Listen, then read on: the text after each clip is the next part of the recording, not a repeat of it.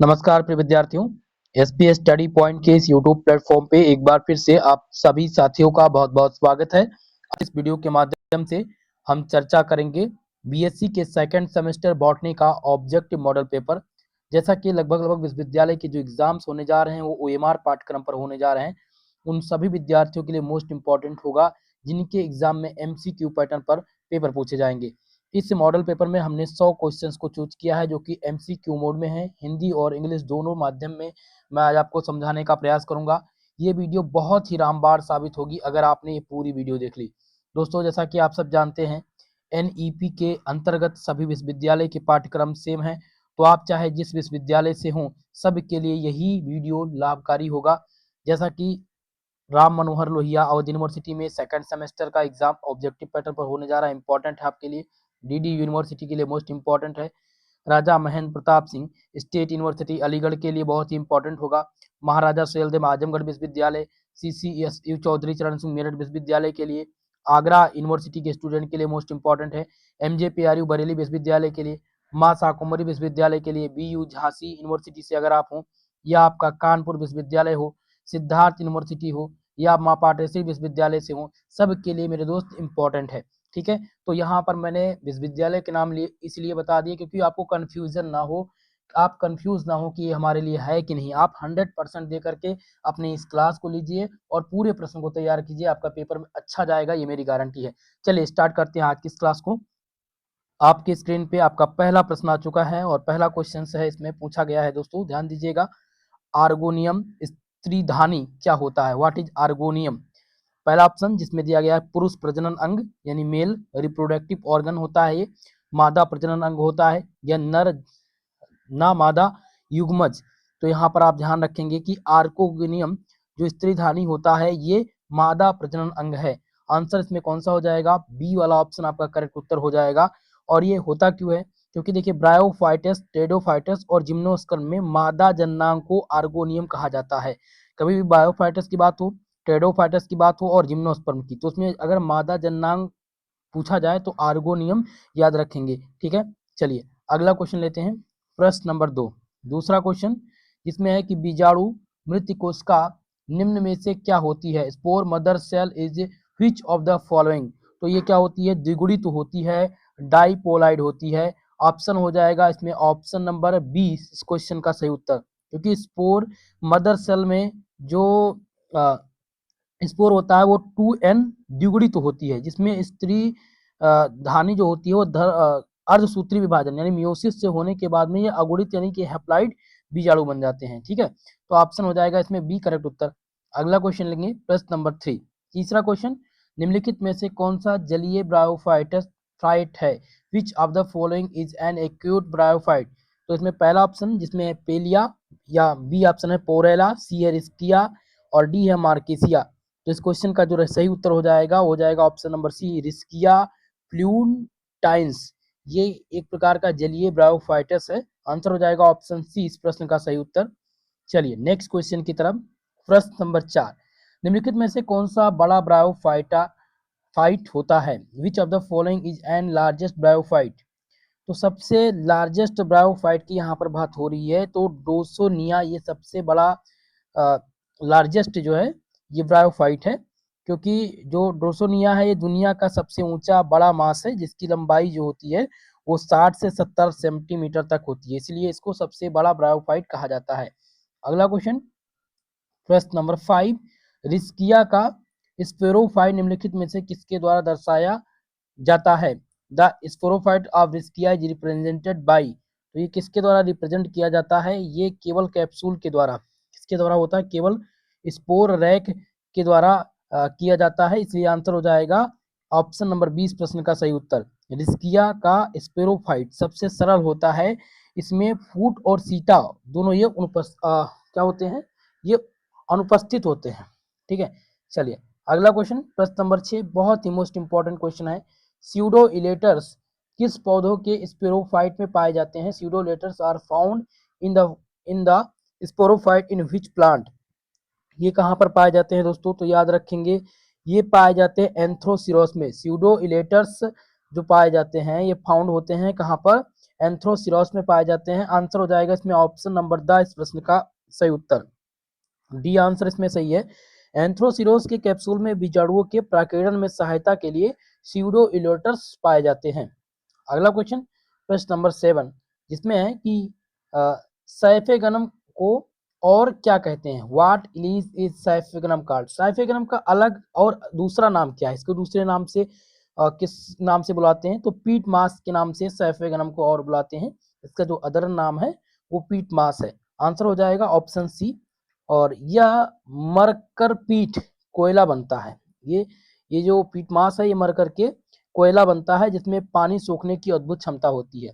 Okay, अगला question प्रश्न number 8 सभी दोस्तों से निवेदन है कि वीडियो को अपने सभी साथियों तक शेयर कर दीजिए। जो भी हमारे चैनल पर नए हैं चैनल को सब्सक्राइब जरूर कर लीजिएगा। ओके, चलिए तो प्रश्न नंबर 8 जिसमें है कि निम्नलिखित में से किसे संवहनी बीज रहित वेस्कुलर सीडलेस पौधे कहते हैं। Which of the following are card vascular seedless plant. इसमें ब्रायोफाइटा, टेरिडोफाइटा, शैवाल और कवक शामिल है। तो इसलिए आंसर हो जाएगा इसमें option number B, pteridophyte is right answer. Okay, चलिए नेक्स्ट क्वेश्चन की तरफ। और आपका अगला क्वेश्चन है जिसमें प्रश्न है कि स्टेलर थ्योरी किसने दी थी। Who propose the stellar theory. तो स्टेलर थ्योरी जो दी गई थी वो वेन टाइगेमियोम डोलियट के द्वारा दी गई थी। आंसर हो जाएगा ऑप्शन नंबर ए इस प्रश्न का सही उत्तर। और कब दिया था इन्होंने, तो 1886 में दिया था। ठीक है, और इन्होंने बताया था कि जड़ और तने का केंद्रीय हिस्सा स्टील कहलाता है। तो अगर आपसे पूछा जाए कि स्टीलर थ्योरी किसने दी थी, तो वेन टाइगेमियोर डोलियट ने दी थी। कब दी थी, तो 1886 में। अगला क्वेश्चन प्रश्न नंबर 10 जिसमें है कि स्लेजिनेला का सामान्य नाम क्या होता है। What is the common name of Selaginella. तो स्लेजिनेला का जो सामान्य नाम है वो है स्पाइक मास। इसका दूसरा नाम क्या है, स्पाइक मास है। इसलिए आंसर हो जाएगा इस क्वेश्चन में ऑप्शन नंबर बी। ठीक है, चलिए अगला क्वेश्चन लेते हैं प्रश्न नंबर 11। 11 नंबर क्वेश्चन इक्विसिस्टम को समानता कहा जाता है। What is the Equisetum commonly called. तो इक्विसिस्टम को समानता क्या कहा जाता है दोस्तों, हार्ड सेल कहते हैं। इसको क्या कहते हैं, माफ कीजिएगा, हॉर्स सेल कहते हैं। आंसर हो जाएगा ऑप्शन नंबर डी इस प्रश्न का सही उत्तर। नेक्स्ट क्वेश्चन लेते हैं प्रश्न नंबर 12। 12 नंबर क्वेश्चन है जिम्नोस्पर्म में एंडोस्पर्म कब बनता है। When endosperm formed in gymnosperm. बहुत ही इंपॉर्टेंट क्वेश्चन है। तो जब निषेचन से पहले बनता है। जिम्नोस्पर्म में भ्रूणपोष जो होता है यानी इंडोस्पर्म जो होता है ये कब बनता है, तो निषेचन से पहले बनता है, बिफोर फर्टिलाइजेशन। आंसर हो जाएगा ऑप्शन नंबर 20 क्वेश्चन का सही उत्तर। क्योंकि जिम्नोस्पर्म में भ्रूणपोष जो अवगुणित होता है वो एन होता है। ठीक है, क्योंकि इसमें निषेचन से पहले ही बन जाता है। अगला क्वेश्चन प्रश्न नंबर 13 निम्नलिखित में से किसको रेड वुड ट्री के नाम से जाना जाता है। रेड वुड ट्री के नाम से किसको हम जानते हैं। आपके ऑप्शन दिए गए हैं। पहला ऑप्शन जिसमें है सीडरस। तो अब इसमें सीडरस किसको, सीडरस जो है क्या ये रेड वुड ट्री के नाम से जाना जाता है, तो बिल्कुल ये नहीं होगा। इसमें सिकोइया, सिकोइया जो है ये रेड वुड ट्री के नाम से जाना जाता है। आंसर हो जाएगा ऑप्शन नंबर डी। तो अगर आपसे ऑप्शन क्वेश्चन पूछा जाए कि रेड वुड ट्री इसमें से कौन सा है, तो आप लोग ध्यान रखेंगे कि रेड वुड ट्री जो है वो सिकोइया है। आंसर हो जाएगा ऑप्शन नंबर डी इस प्रश्न का सही उत्तर। नेक्स्ट क्वेश्चन प्रश्न नंबर 14 जो कि बहुत ही मोस्ट इंपॉर्टेंट है। क्वेश्चन है कि जिम्नोस्पर्म में फल नहीं पाए जाते हैं क्योंकि fruit are not found in gymnosperm विकास। तो जिम्नोस्पर्म में फल क्यों नहीं पाए जाते हैं, इसका कारण क्या है, तो उसमें अंडाशय ओवरी नहीं होती इसलिए नहीं पाया जाता है। ठीक है, इनमें ओवरी यानी अंडाशय नहीं होता है। आंसर हो जाएगा ऑप्शन नंबर सी प्रश्न का सही उत्तर। चलिए अगला क्वेश्चन प्रश्न नंबर 15। और 15 नंबर प्रश्न है कि भ्रूण विज्ञान के जनक फादर ऑफ एम्ब्रायोलॉजी कौन है, यानी कि who is the father of embryology. तो दोस्तों इंपॉर्टेंट इसमें यह है कि भ्रूण विज्ञान के जो जनक हैं वो है पी महेश्वरी। पी महेश्वरी भ्रूण विज्ञान यानी कि फादर ऑफ एम्ब्रायोलॉजी कहलाते हैं। आंसर हो जाएगा इसमें ऑप्शन नंबर बी। और इनको भ्रूण विज्ञान का भी जनक कहा जाता है। अगर ठीक है, भारतीय भ्रूण विज्ञान के जनक के रूप में पी महेश्वरी को, और अगर ओवरऑल भ्रूण विज्ञान की देखा जाए इंटरनेशनल लेवल पे तब भी पी महेश्वरी ही है। ओके, चलिए अगला क्वेश्चन प्रश्न नंबर 16 और इस क्वेश्चन में है कि 100 परागकण बनने के लिए कितने अर्धसूत्री विभाजन यानी कि मियोसिस की आवश्यकता होगी। How many mitotic division are required to produce 100 pollen grain. तो 100 पोलियन ग्रेन यानी कि 100 परागकण बनने के लिए जो अर्धसूत्री विभाजन की आवश्यकता होती है वो कितनी होती है। तो दोस्तों याद रखेंगे 25 होती है। ठीक है, आंसर हो जाएगा इसमें ऑप्शन नंबर सी इस प्रश्न का सही उत्तर। एक अर्धसूत्री विभाजन के 4 परागकण बनते हैं। एक अर्धसूत्री विभाजन में कितने बनते हैं? 4 परागकण। तो 4 भागे 100 यानी कि 100/4 कर दोगे आप तो आ जाएगा 25। ओके, तो आंसर क्या हो जाएगा इसमें? ऑप्शन नंबर आपका सी सही उत्तर हो जाएगा। अगला क्वेश्चन है प्रश्न नंबर 17 जिसपे पूछा गया है कि सामान्य प्रकार के भ्रूणकोश एम्ब्रायो सैक को क्या कहते हैं। What is the normal type of embryo sac called. तो इसको क्या कहा जाता है दोस्तों, याद रखेंगे इनको हम 8 केंद्रीय तथा 7 कोशिकीय कहते हैं। 8 केंद्रीय तथा 7 कोशिकीय इसको कहते हैं। आंसर हो जाएगा ऑप्शन नंबर 20 प्रश्न का सही उत्तर। नेक्स्ट क्वेश्चन है प्रश्न नंबर 18, ध्यान दीजिएगा। और 18 नंबर क्वेश्चन क्या दिया गया है कि बिना निषेचन के फल के बनने की प्रक्रिया को क्या कहते हैं। बहुत ही इंपॉर्टेंट क्वेश्चन है। What is the process of fruit formation without fertilisation called. तो इसको दोस्तों क्या कहते हैं? अनिषेक फलन कहते हैं। ऑप्शन हो जाएगा इसमें कौन सा सही? अनिषेक जनन। ऑप्शन नंबर ए इस क्वेश्चन का करेक्ट उत्तर हो जाएगा। ठीक है, और नहीं माफ कीजिएगा, इसमें आपका जो सही उत्तर होगा वो हो जाएगा पार्थेनोक्रॉपी। पार्थेनोक्रॉपी का जो हिंदी लैंग्वेज होता है अनिषेक फलन, इसलिए आंसर हो जाएगा बी। तो बिना निषेचन के फल के बनने की प्रक्रिया को क्या कहते हैं? पार्थेनोक्रॉपी कहते हैं, यानी कि अनिषेक फलन कहते हैं, अनिषेक जनन नहीं। ओके, चलिए अगला क्वेश्चन है प्रश्न नंबर 19 कि किसी पौधे की जड़, माफ कीजिएगा, किसी पौधे की जड़ के टिप पर 36 क्रोमोसोम्स हैं तो उसके एंडोस्पर्म में कितने होंगे। ए plant has 36 chromosomes in the its root tip. How many will be in its endosperm.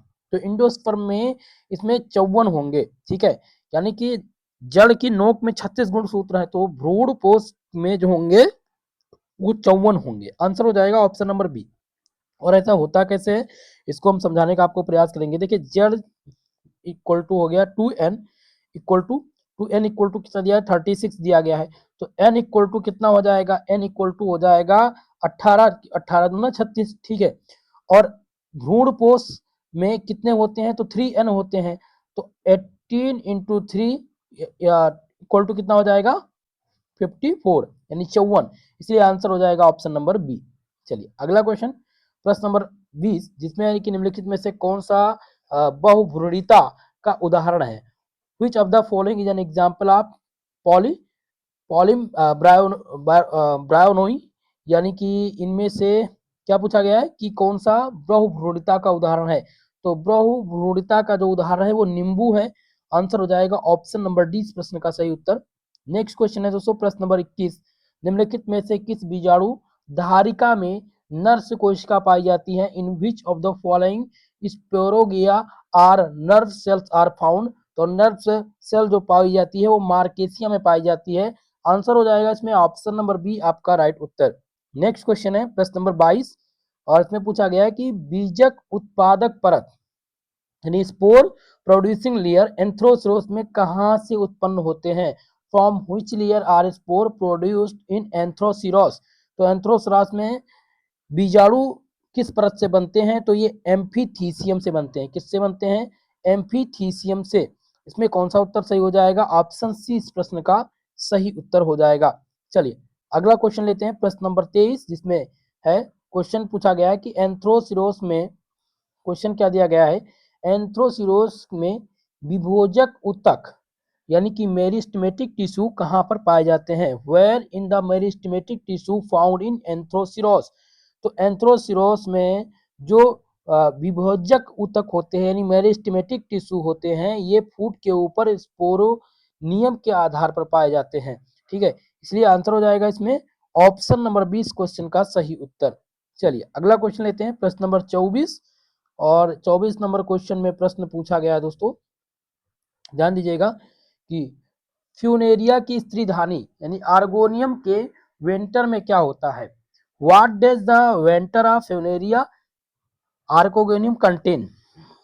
तो इसमें हो जाएगा सही उत्तर क्या हो जाएगा? प्रश्न नंबर 24 का हो जाएगा ऑप्शन नंबर ए, क्योंकि दोहरी परत जैकेट अंड और वेंटर सेल, ये इसमें से सही उत्तर हो जाएगा। द्विस्तरीय जैकेट अंडा और वेंटर कैनाल कोशिका। ओके, तो फ्यूनेरिया की स्त्रीधानी में वेंटर क्या होता है? तो ये द्विस्तरीय जैकेट अंडा वेंटर कैनाल कोशिका होता है। आंसर हो जाएगा ऑप्शन नंबर ए इस प्रश्न का सही उत्तर। चलिए अगले क्वेश्चन की ओर। प्रश्न नंबर आपका 25 जिसमें है कि पेरिस्टोम दांत, पेरिस्टेम टीथ किस कार्य में सहायता करता है? In which function do peristome teeth help?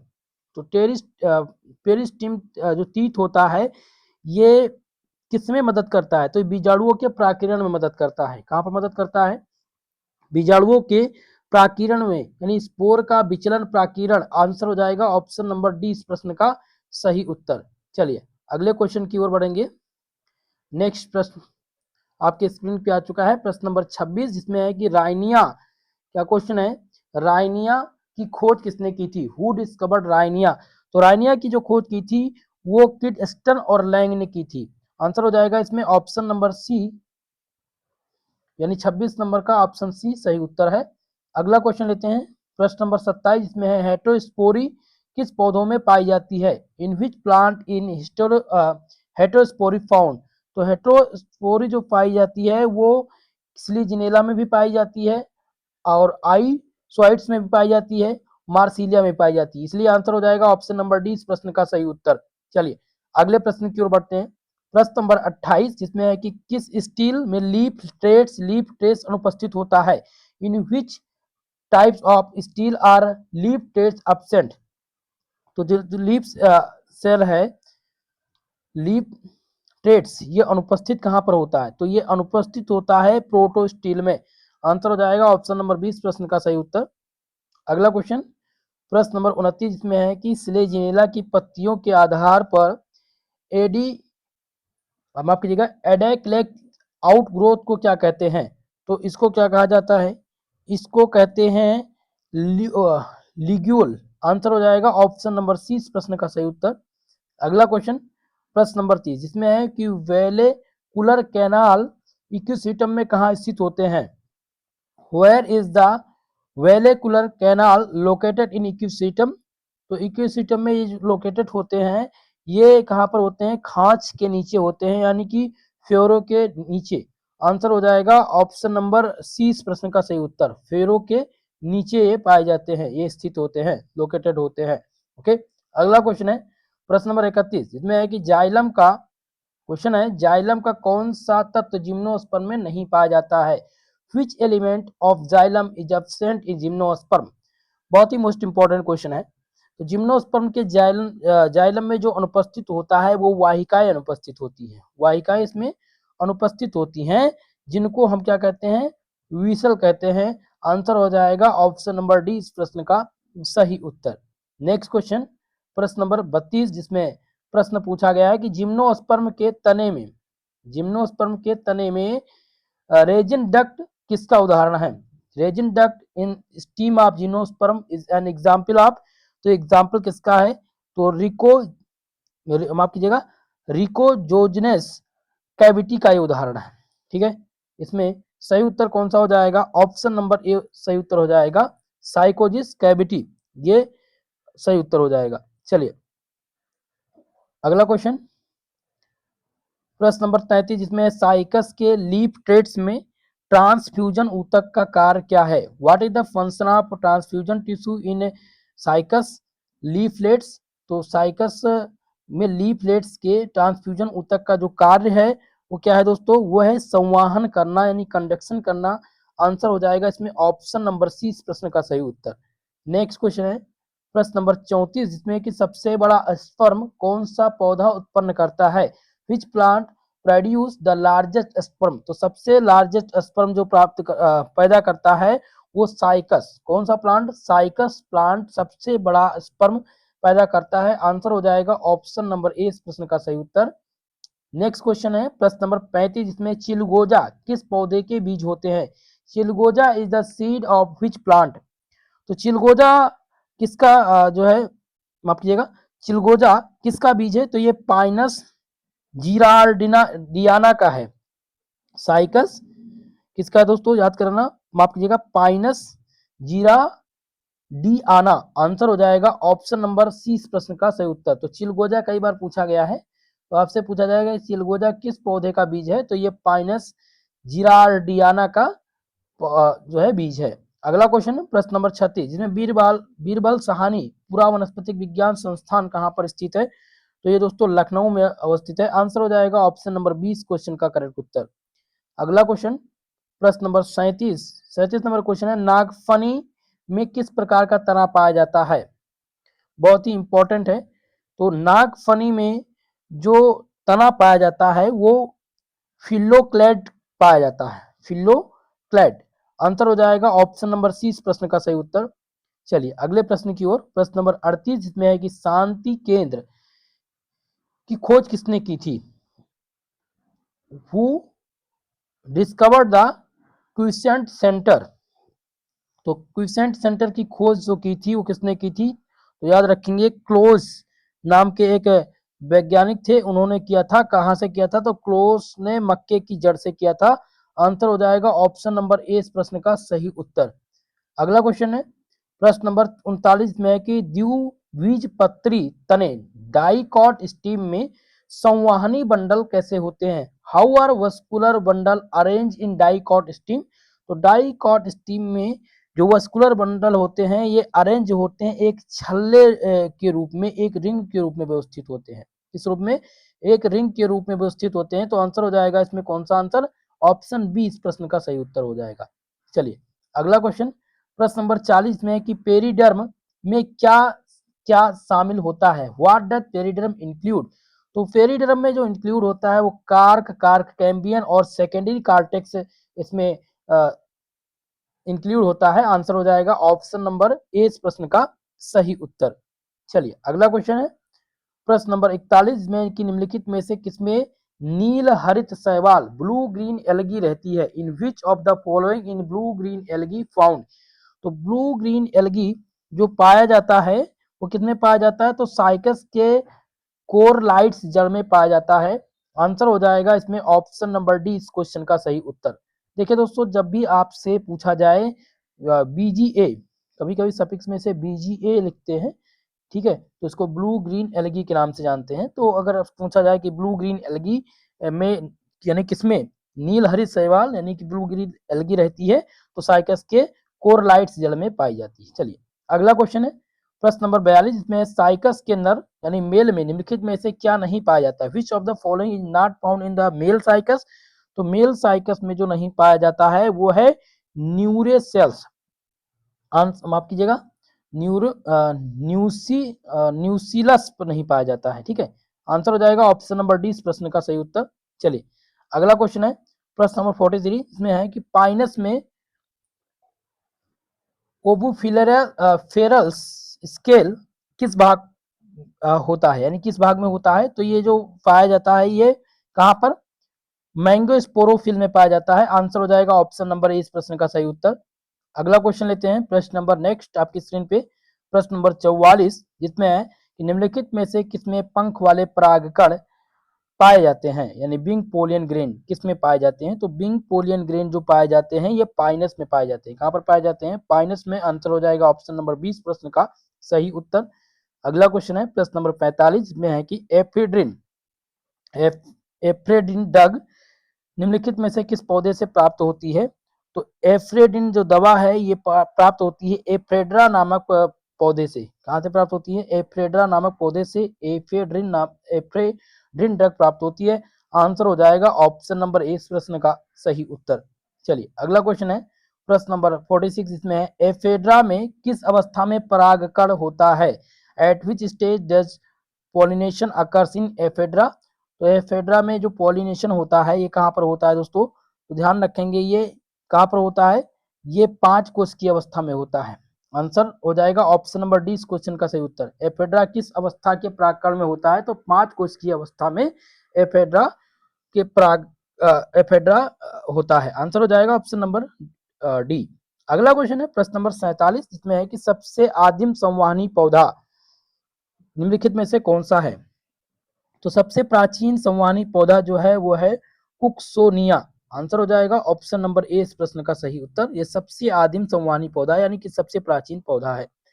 अगला क्वेश्चन है प्रश्न नंबर 48, जिसमें पूछा गया है कि इस पौधे में गांठदार जड़ें पाई जाती हैं। तो गांठदार जड़ें जो पाई जाती हैं यानी ग्रेटिल जड़ें जो पाई जाती हैं वो पाई जाती हैं मूंगफली में।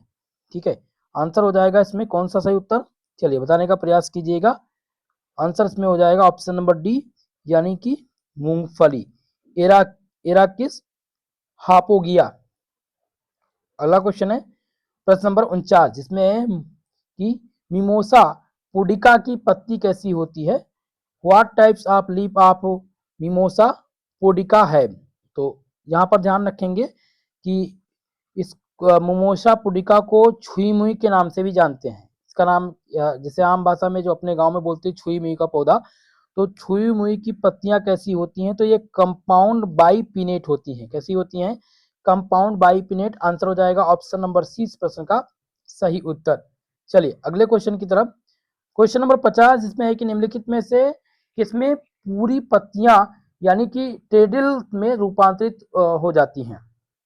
तो टेडिल में जो रूपांतरित हो जाती हैं वो कौन सी हैं। तो पहला है पाइनस सैटिवम, लेथिरस अफाका या ग्लोरियोसा, या फिर ऑप्शन नंबर डी दिया गया है कि डिस्के एडिया। तो इसमें से सही उत्तर आपका हो जाएगा ऑप्शन नंबर बी यानी कि लेथिरस अफाका। इनमें से पूरी पत्तियां टेडल्स में रूपांतरित होती हैं तो लेथ्रिस अफाका में होती है। आंसर हो जाएगा ऑप्शन नंबर बी। चलिए अगला क्वेश्चन लेते हैं प्रश्न नंबर 51। 51 नंबर प्रश्न है कि वह कौन सा पिचर उत्पन्न करने वाला पौधा है जो कीट बच्ची नहीं होता है। Which pitcher producing plant in not insectivorous. तो इनमें से सही उत्तर हो जाएगा आपका ऑप्शन सी डिकडिया। ओके, डिकडिया वह पौधा है जो पिंचर उत्पन्न करने वाला पौधा कीट बच्ची नहीं होता है। अगला क्वेश्चन प्रश्न नंबर 52, जिसमें है कि किसकी रेडियल दीवारों पर कैस्पेरियन सिप्ट्रस पाई जाती है। तो ये एंडोडर्मल कोशिकाओं पर पाई जाती है। कहां पर पाई जाती है, एंडोडर्मल कोशिका, यानी आंसर हो जाएगा इसमें ऑप्शन नंबर डी इस प्रश्न का सही उत्तर। नेक्स्ट क्वेश्चन है प्रश्न नंबर 53, जिसमें एपिकल सेल थ्योरी किसने दी थी। तो एपिकल सेल थ्योरी जो दी गई थी वो नैगली के द्वारा दी गई थी। आंसर हो जाएगा ऑप्शन नंबर ए इस प्रश्न का सही उत्तर। चलिए अगला क्वेश्चन है प्रश्न नंबर 54, जिसमें है कि वोलामेन ऊतक का कार्य क्या होता है। What is the function of velamen tissue. तो वेलामेन टिश्यू का जो कार्य होता है वो होता है नमी का अवशोषण करना, एब्जॉर्प्शन ऑफ म्यूस्टोर। आंसर हो जाएगा ऑप्शन नंबर सी इस प्रश्न का सही उत्तर। नेक्स्ट क्वेश्चन प्रश्न नंबर 55, जिसमें है प्लीरोम में निम्नलिखित में से क्या बनता है। तो इसमें क्या बनता है दोस्तों, प्लीरोम में क्या बनता है, तो संवहन ऊतक बनते हैं। क्या बनते हैं, संवहन ऊतक। आंसर हो जाएगा ऑप्शन नंबर सी इस क्वेश्चन का सही उत्तर। अगला क्वेश्चन प्रश्न नंबर 56, इस क्वेश्चन में है कि परागकण में फिलीफोम एपरेटर्स कहाँ पर पाए जाते हैं। तो ये जो पाए जाते हैं ये कहाँ पर पाए जाते हैं, ये सिन जीडर्स में पाए जाते हैं। आंसर हो जाएगा ऑप्शन नंबर ए इस प्रश्न का सही उत्तर। ये एक प्रकार की सहायक कोशिका होती हैं। प्रश्न नंबर 57, जिसमें पेरिस्पर्म किसका बचा हुआ भाग होता है। Perisperm is the remnant of. तो ये किसका बचा हुआ भाग होता है पेरिस्पर्म, तो ये न्यूसीलस का बचा हुआ भाग होता है। आंसर हो जाएगा ऑप्शन नंबर बी न्यूसीलस। अगला क्वेश्चन प्रश्न नंबर 58, सबसे पहले किसने ड्यूनिसेशन की खोज की थी। Who first discover double fertilisation. तो डबल फर्टिलाइजेशन की जो खोज की गई थी वो किसके द्वारा की गई थी, ध्यान रखेंगे दोस्तों, वो नवासिचिन के द्वारा की गई थी। नवासिचिन ने जो दोहरा यानी कि डबल फर्टिलाइजेशन है इसकी खोज की थी। आंसर हो जाएगा ऑप्शन नंबर डी इस प्रश्न का सही उत्तर। चलिए अगला क्वेश्चन है प्रश्न नंबर 59, जिसमें है कि मक्का का प्रोटीन युक्त एंडोस्पर्म क्या कहलाता है। तो मक्का का जो प्रोटीन युक्त एंडोस्पर्म है इसको क्या कहते हैं, इसको हम यूरान परत कहते हैं। ठीक है, तो इसमें से सही उत्तर हो जाएगा 59 नंबर में ऑप्शन नंबर सी, एलेरॉन परत। अगला क्वेश्चन, प्रश्न नंबर 60, पराग एलर्जी के मुख्य का लक्षण इनमें से पूछा गया। पोलियन एलर्जी का मुख्य लक्षण क्या है? तो पोलियन एलर्जी का मुख्य लक्षण जो है, जिसमें बहती नाक और म्यूकस, ये भी इंक्लूड है, लाल और पानी वाली आंखें, आंखों की चारों ओर सूजन, ये सभी पराग एलर्जी का मुख्य लक्षण है। पोलियन एलर्जी का आंसर हो जाएगा ऑप्शन नंबर डी इस प्रश्न का सही उत्तर। चलिए अगला क्वेश्चन है प्रश्न नंबर 61, निम्नलिखित में से किसमें पूरी पत्ती टेडल्स में रूपांतरित हो जाती है? In which of the following is the whole leaf modified into tendrils? तो इनमें सही उत्तर हो जाएगा आपका ऑप्शन नंबर बी, यानी कि लैथिरस अफाका, ये पूरी पत्ती टेडल्स में रूपांतरित हो जाती है। अगला क्वेश्चन है प्रश्न नंबर 62, इसमें है कि वह कौन सा फीचर उत्पन्न करने वाला पौधा है जो कीट भक्षी नहीं होता है? तो जो कीट भक्षी नहीं होता है उसे क्या कहते हैं? उसको हम डिया कहते हैं। आंसर हो जाएगा ऑप्शन नंबर सी इस प्रश्न का सही उत्तर।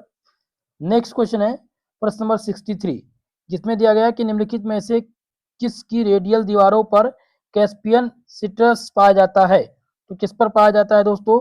तो ये पाया जाता है, याद रखेंगे, ये एंडोडर्मल कोशिका पर पाया जाता है। आंसर हो जाएगा ऑप्शन नंबर 20 प्रश्न की सही उत्तर। एपिडर्मल नहीं होगा, एंडोडर्मल होगा, माफ कीजिएगा। आंसर डी इसमें आपका राइट उत्तर हो जाएगा। अगला क्वेश्चन है प्रश्न नंबर 64, शांत केंद्र की खोज किसने की थी? तो शांत केंद्र की जो खोज की गई थी वो किसके द्वारा की गई थी? तो क्लोज के द्वारा की गई थी। आंसर हो जाएगा ऑप्शन नंबर डी, यानी क्लाउड के द्वारा खोज की गई थी किसकी? शांति केंद्र की। अगला क्वेश्चन है प्रश्न नंबर 65, एपिकल थ्योरी किसने दी थी? Who propose the apical theory? तो एपिकल जो थ्योरी दी गई थी वो नेगली के द्वारा दी गई थी। इसमें आंसर हो जाएगा ऑप्शन नंबर आपका ए करेक्ट उत्तर। दोस्तों जैसा कि हमने आपसे प्रॉमिस किया था कि 100 क्वेश्चंस को मैं इसमें सॉल्व कराऊंगा, तो इस पीडीएफ में थोड़ा सा इसमें दिक्कत आ गई दोस्तों। क्या हुआ है कि क्वेश्चंस रिपीटेड हो गए हैं, इसमें रिपीट कर दिए गए हैं क्वेश्चंस। ठीक है, ये पीडीएफ थोड़ा सा रॉन्ग बन गया है, तो इसलिए जो एग्जैक्ट आंसर था हमने 65 नंबर क्वेश्चन तक आप लोगों को करा दिया है। बाकी जो आपका 50 क्वेश्चन बच रहा है वो नेक्स्ट मॉडल पेपर में हम 100 क्वेश्चन और इंक्लूड करेंगे, यानी 150 प्लस एमसीक्यू टाइप क्वेश्चंस को सॉल्व करा देंगे, तो आपका ये कंप्लीट हो जाएगा। ठीक है, बाकी बॉटनी का नेक्स्ट वीडियो यानी 3 से 4 मॉडल पेपर मैं आपको कराने वाला हूं। आपको प्लेलिस्ट मिल जाएगा जिसमें आपको 3 से 4 मॉडल पेपर 100 क्वेश्चंस के आपको देखने को मिल सकते हैं। साथ ही साथ 3 से 4 विश्वविद्यालय के जो क्वेश्चन पेपर हैं, जिसमें कानपुर विश्वविद्यालय, राजा महेंद्र प्रताप अलीगढ़ विश्वविद्यालय, पूर्वांचल विश्वविद्यालय, सिद्धार्थ यूनिवर्सिटी, इनके क्वेश्चन पेपर को भी मैं सॉल्व करा दूंगा। ठीक है, तो आप देख लेंगे तो हूबहू आपका जो प्रश्न पत्र बनेगा वो यहीं से मिलेगा आपको। ठीक है, तो आप सभी लोग इसको तैयार कर लीजिएगा। बाकी जिनका सब्जेक्ट केमिस्ट्री है, जिनका सब्जेक्ट जूलॉजी है, उन सब के लिए बता दूं आपके चैप्टर वाइज एमसीक्यू भी मैंने प्रोवाइड करा दिए हैं, और लगभग 3 से 4 मॉडल पेपर मैंने ऑलरेडी करा दिया है। तो आप लोग कोर्स वाले सेक्शन में जाएंगे तो आपको वीडियो देखने को मिल जाएगी। ठीक है दोस्तों, तो आप सबसे मेरा रिक्वेस्ट है वीडियो को लाइक शेयर कर दीजिएगा, और जो भी इस चैनल पर नए हैं चैनल को सब्सक्राइब जरूर कर लीजिएगा। बाकी इसी प्रकार की क्लास में नेक्स्ट वीडियो मिलेंगे, तब तक के लिए जय हिंद जय भारत।